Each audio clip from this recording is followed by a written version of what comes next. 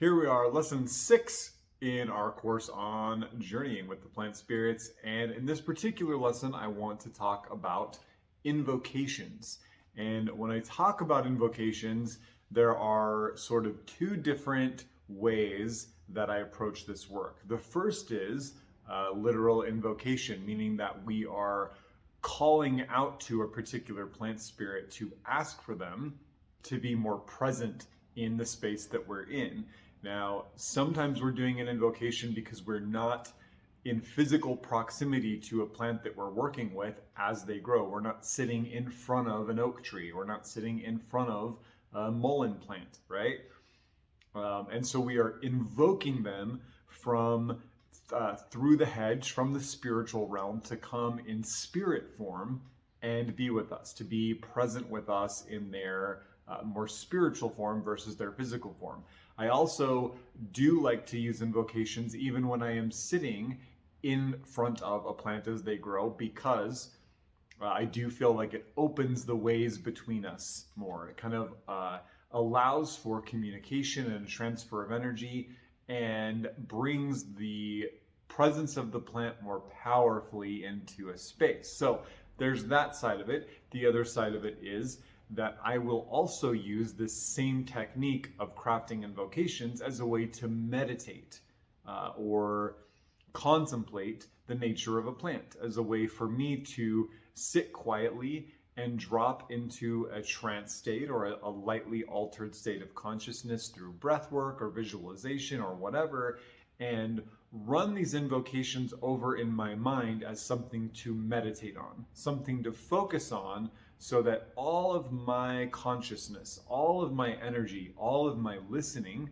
goes into this one direction, which makes it really easy for the plant spirit to respond with inspiration, right? To kind of lead me through their presence now within my mind, to lead me down a course of exploration. This is particularly powerful for plants that we've been taking internally, because once we have taken a plant internally, taken a tincture or a tea or whatever, with intent in a more ritualized way, as we've been doing, they are always with us. Their signature, a connection, always exists between us. That connection may be thin for now, but it is there. So when we meditate on these invocations, we sort of pluck or strum that string that connects us, and it allows some communication to happen, again, either from a distance or while we are sitting directly in front of a plant. So invocations should be, in my opinion, in the way that I teach them, they should be spontaneous, they should be inspired, they should be heartfelt, there should be a drive of emotion behind them. It doesn't need to be big emotion, but there should be some feeling, some personal relevancy to what you're saying. This is why in the past I have written invocations for people, but I really try to avoid doing that now, because reading my words may not give you the same feeling, the same energy, the same vital force that doing it yourself will do. And that is where the power is. So to have somebody craft their own invocation, even if it's not perfect, even if it's not poetic, it doesn't matter. The power behind it, the power that it calls forth, is what really actually does this work. And the other thing is that, as you'll see, you cannot craft an invocation without knowing some things about a plant. And so if you've not spent some time studying, exploring, learning about a plant, and you're trying to invoke them, you won't be able to do it. You won't have what it takes. And that's important because it acts as a fail-safe. It means that we cannot willy-nilly go around invoking every plant spirit we want, asking for all the help, without first putting in some work of our own, right? Participating in sacred reciprocity. So in this work of invocation, we have to show up first. We have to do some work, do some footwork, sacrifice some time, some energy, some pages in our notebook, and then we will have what we need to craft an invocation, and there will already be some energy invested, and then the plant spirits can more effectively respond to our invocation. So your invocations are powerful, and you really should not overthink this. Don't overthink it. Just let it be what it is. If it's just you rattling off some of the tips I'm going to give you here in a minute, it's totally fine. Over time, your bardic virtues will refine, and you will find that your invocations become more and more beautiful, and they become things that you want to write down, that you want to record, that you want to write on pieces of paper and tuck into your plant spirit altar, that you want to carry with you as talismans and amulets that connect you to a plant spirit, that you want to recite over and over again, months and years and decades to come. But that happens naturally. You don't have to force it. Some people are lucky enough to be blessed naturally with the brie of being poetic, and some of us are not. So just lean into whatever you do. As long as the feeling is there and the connection is there, that's the magic. So here are some ways to craft a really beautiful plant spirit invocation. By the by, you can certainly use this method to work with deities, heroes, ancestors, animal spirits, anyone else in the three realms that we connect to in our work. So the first is by using a plant's folk name.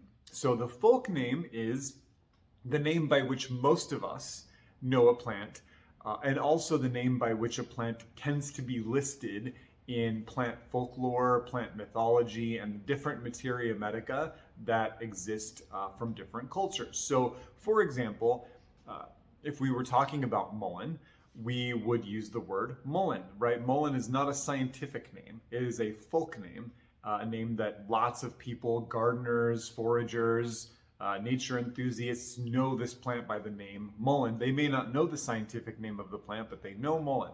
So we can call out to mullein, and that is a very personal name for this plant spirit and one which they can respond to. Others exist. Flannel leaf, hag's torch, right? There are so many different folk names. You could string a bunch of them together based on what you learn about this plant as you study and explore. And by doing so, you are really refining who you are calling. You're making sure that the mullein that you are reaching out to is mullein, right? The more we add to our invocations, the more we cut out who we are not trying to invoke, and focus on who we are. And that's why we do this work, is that we are reaching through the hedge to a world filled with spirits. We want to ensure that the person we're calling out to gets the message. And we do that by making sure we have the right phone number, we have the right address, right? And in this particular case, the phone number, the address is in the form of these different invocations that we can use. So that's why we do this work. So folk names, learn the folk names, especially the old ones, especially ones related to the occult botany, the plant lore of the plant, because those are very personal and very sacred to the plant spirit, and they are ones which the plant spirit will often respond to quite quickly and quite powerfully. On the flip side, we can use the scientific name as a very cool sounding, ceremonial magic sounding way to invoke the plant. So mullein, we could call out and ask that the great mullein spirit, Verbascum thapsus, join us in our work. Verbascum thapsus being, of course, the scientific name of mullein. And this is a cool way to do this work because, botanically speaking, these scientific names are in fact associated to just one plant. They are very, very specific. Where it's possible that a folk name could be talking about several different plants, the scientific name, as we work with it in the modern era, is absolutely talking about just one plant. So when we say great mullein, mighty hag's torch, Verbascum thapsus, there's no question about who it is we are invoking into our space. So folk name, scientific name, learn them both. I also challenge and encourage everybody who is into plant spirit work, herbalism, herbal magic, botany, gardening, to learn the scientific names of plants. It's a really great way to learn more about the plants, to understand more about their history.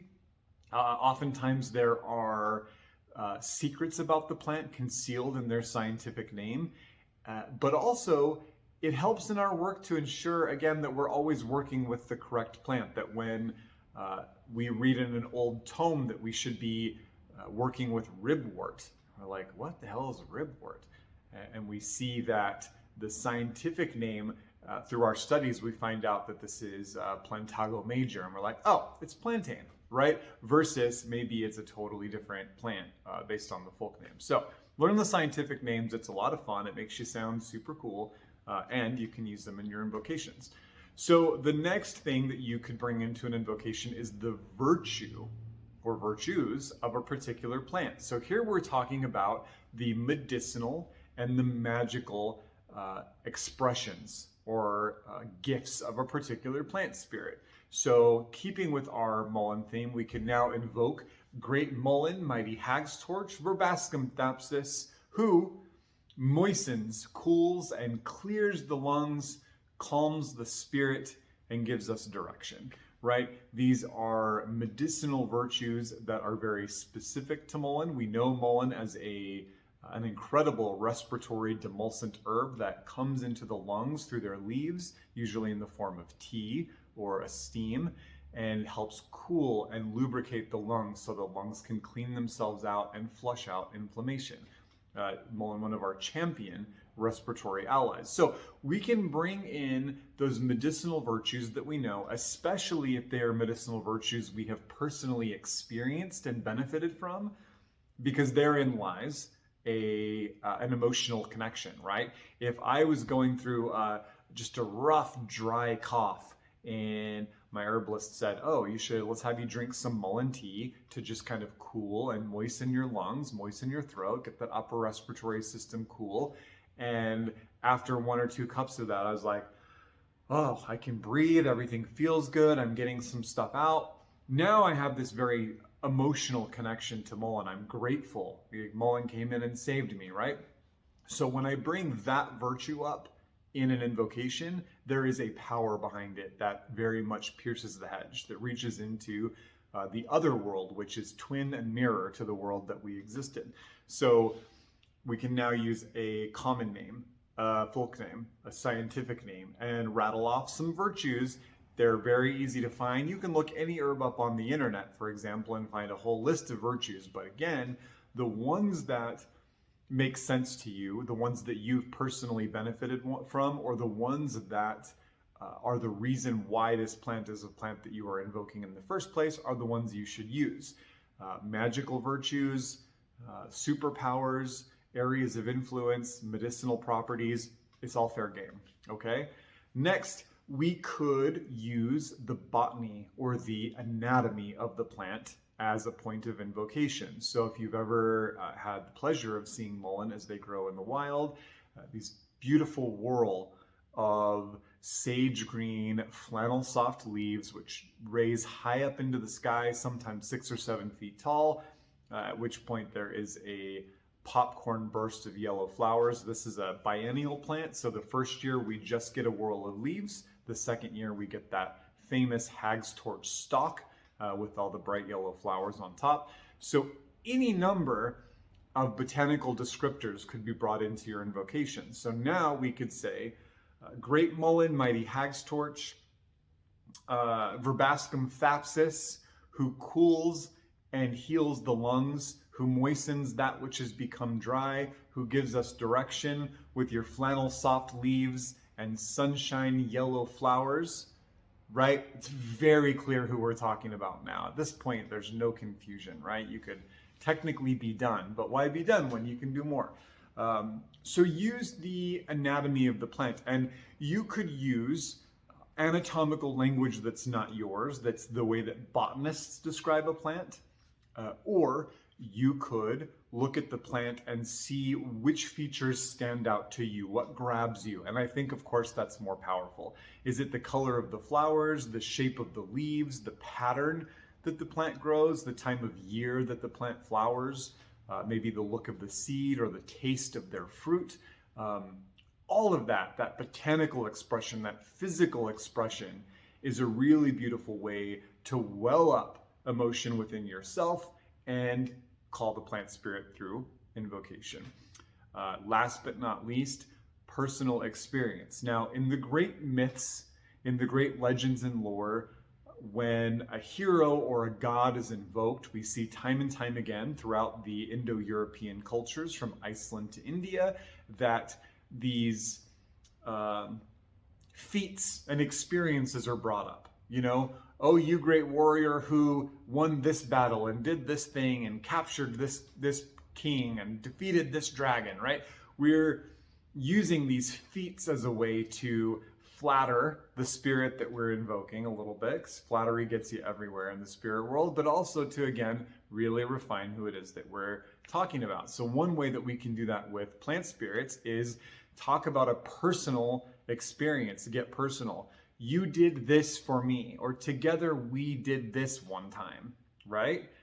Now it gets very personal, and that invocation not only becomes very clear about which plant spirit you're working with, but now there's a relevancy. There's a, because we've done this before, I'm asking you to show up for me now. Because we have an existing relationship, I'm asking you to show up for me and continue this relationship. And this is a very key aspect to many of the ancient pagan invocations that we see throughout the Indo-European world, that this formula of because you once did this, that means that somehow we're in rapport.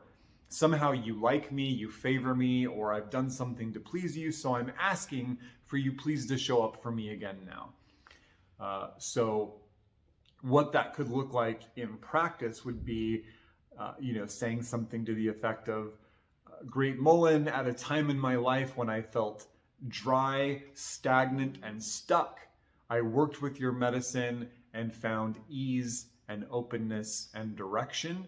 And so I ask you to show up for me again to help me with this tincture that I'm making or whatever. And so as we stack all of these points together, folk names, scientific names, specific magico-medicinal virtues of the plant, botany and anatomy, and personal experience, you have crafted a beautiful invocation that is incredibly powerful and incredibly effective. Again, even without poetic genius, you can just list these things out and you will find that you end up with something quite beautiful. You can put little filler words in there, connecting words, and all of that's great, but it's really unnecessary.